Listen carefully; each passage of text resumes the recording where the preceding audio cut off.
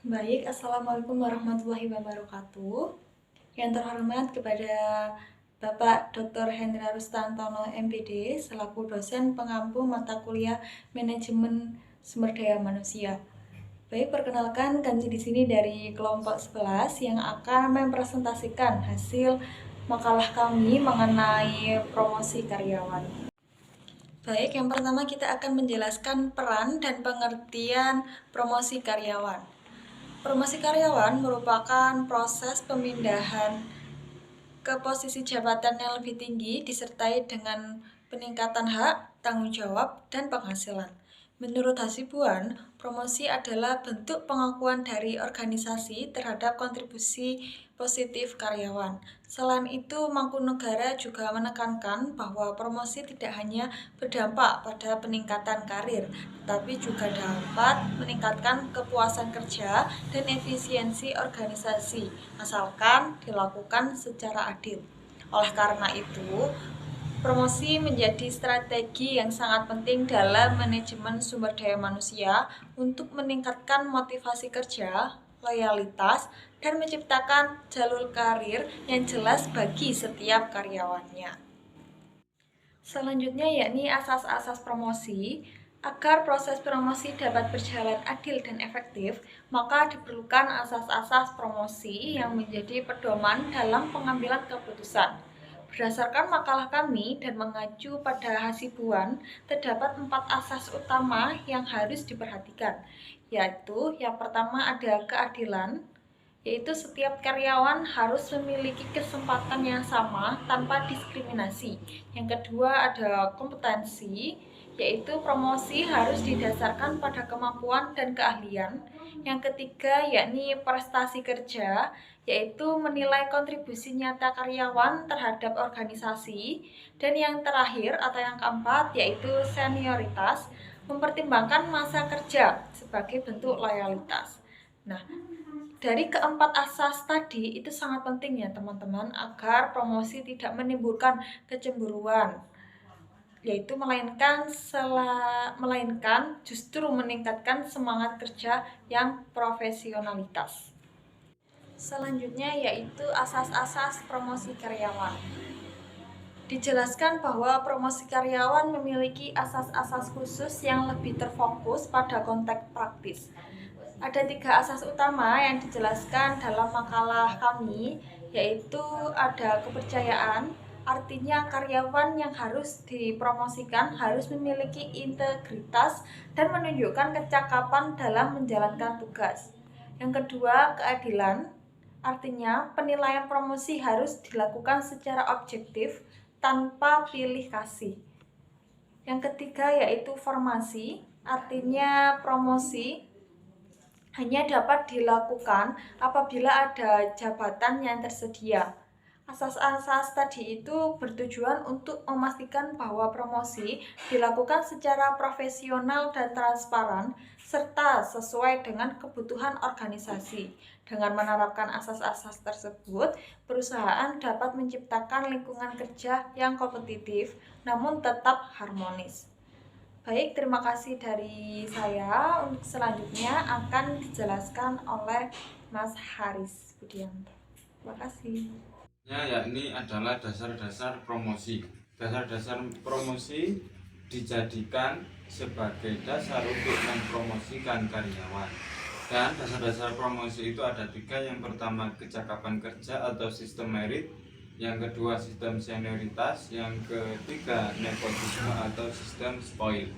Kecakapan kerja dengan dasar pertimbangan ini yang memiliki kecakapan kerja yang dapat terus mengembangkan dirinya, sementara mereka yang dipresentasi di bawah standar akan tersisihkan. Yang kedua yakni sistem senioritas. Senioritas diartikan sebagai lamanya masa kerja yang diakui prestasi baik pada jabatan yang bersangkutan maupun dalam instansi keseluruhan sistem.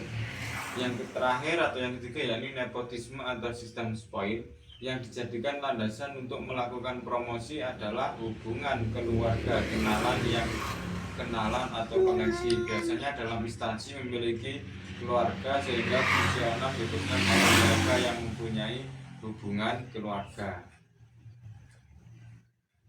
Selanjutnya yakni adalah syarat-syarat promosi. Syarat-syarat promosi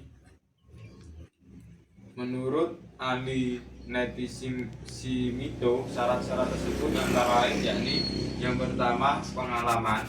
Banyaknya pengalaman seseorang karyawan seringkali dipakai sebagai salah satu syarat untuk promosi. Sebab dengan pengalaman yang lebih banyak diharapkan kemampuan yang lebih tinggi. Selanjutnya yakni tingkat pendidikan. Yakni hal tersebut dikarenakan pendidikan yang lebih tinggi dapat diharapkan pemikiran yang lebih baik. Yang ketiga yakni loyalitas. Loyalitas terhadap perusahaan merupakan syarat penting yang sering dipakai untuk promosi.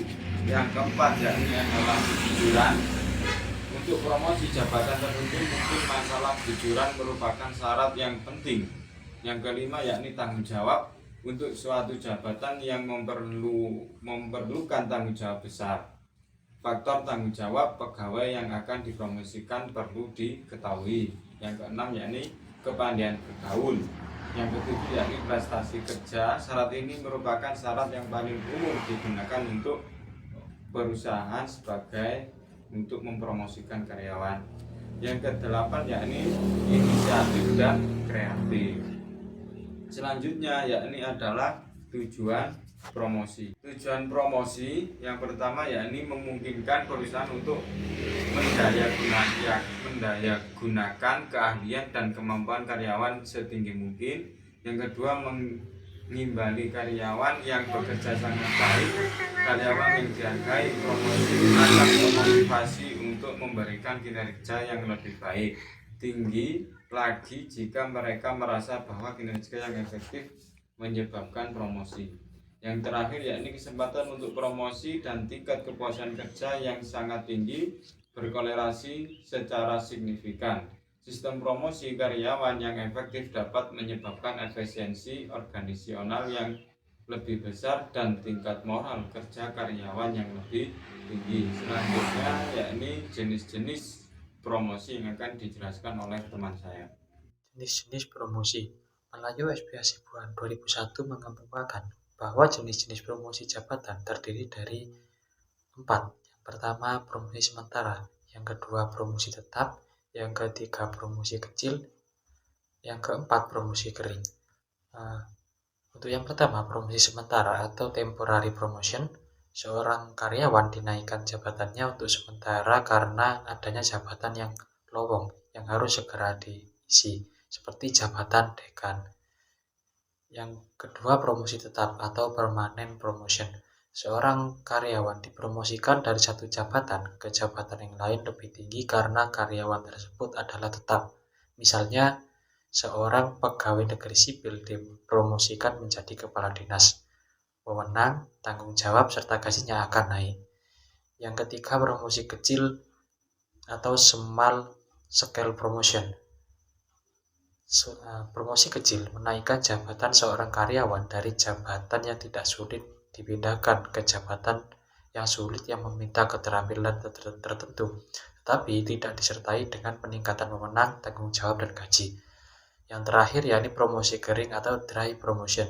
Seorang karyawan dinaikkan jabatannya ke jabatan yang lebih tinggi disertai dengan peningkatan pangkat, wewenang, dan tanggung jawab, tetapi tidak disertai dengan kenaikan gaji atau upah. Selanjutnya, demosi karyawan.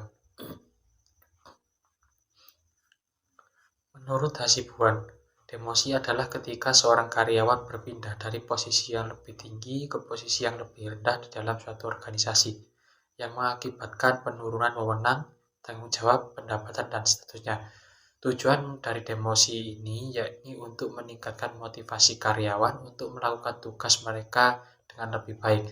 Demosi juga dapat digunakan sebagai sanksi perusahaan atau lembaga terhadap karyawan yang tidak melakukan kontribusi yang cukup untuk mencapai tujuan perusahaan. Sedangkan menurut Sondang 2005, beberapa faktor yang menyebabkan demosi adalah sebagai berikut. Yang pertama, persepsi atasan tentang prestasi kerja yang tidak memuaskan. Yang kedua, perilaku pegawai yang tidak efektif seperti tingkat ketidakhadiran yang tinggi. Yang terakhir, penurunan kegiatan organisasi baik karena faktor internal maupun eksternal, tetapi tidak seburuk yang mengharuskan pemutusan hubungan kerja. Sekian presentasi dari kelompok kami, kurang lebihnya saya mohon maaf. Billahi taufiq wal hidayah. Wassalamualaikum warahmatullahi wabarakatuh.